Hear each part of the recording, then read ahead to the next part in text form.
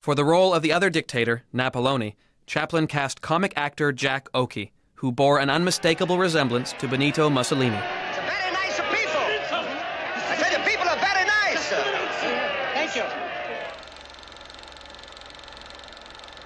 On September 9th, 1939, 6 days after the outbreak of war in Europe, Chaplin began principal photography on his film. His brother, Sidney, filmed several production scenes on color film stock. Without these images, we would never have known that the militiamen wore red trousers.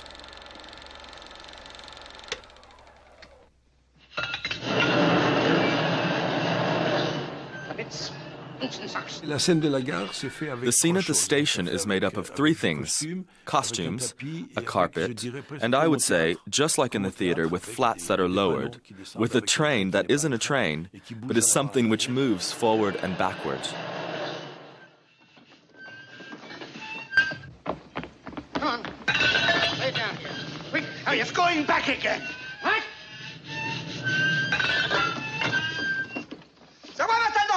What do you do, you salami?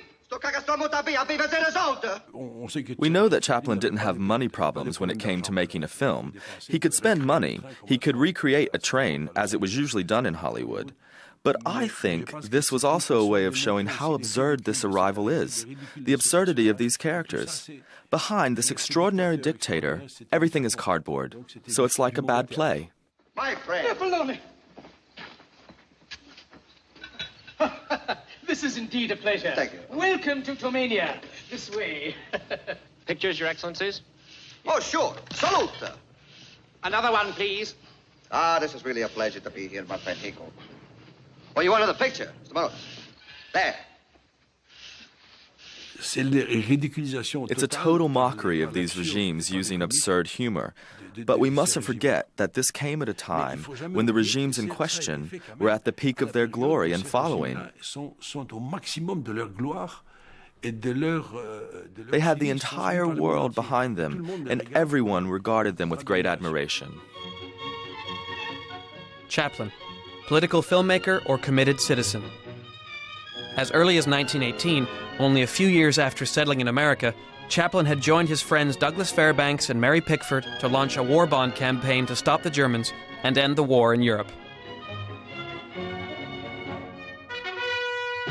That same year, he had made Shoulder Arms.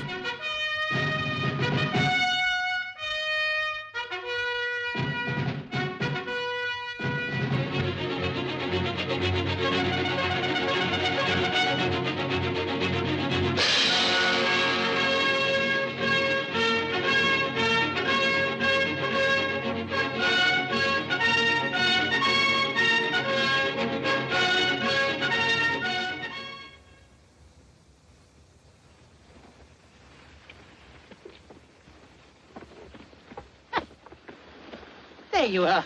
Huh? Hmm?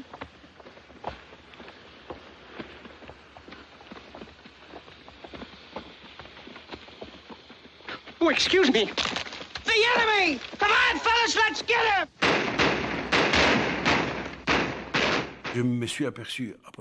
After doing research on the period for my film, Amen, I realized how deeply historical and deeply intelligent the film is.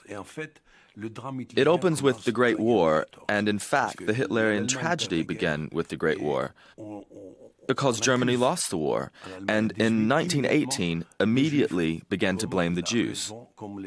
Firstly, for having caused the war, and secondly, for having lost it. That's when the anti-Semitism began, and gradually grew until 1930, and then of course in 1933.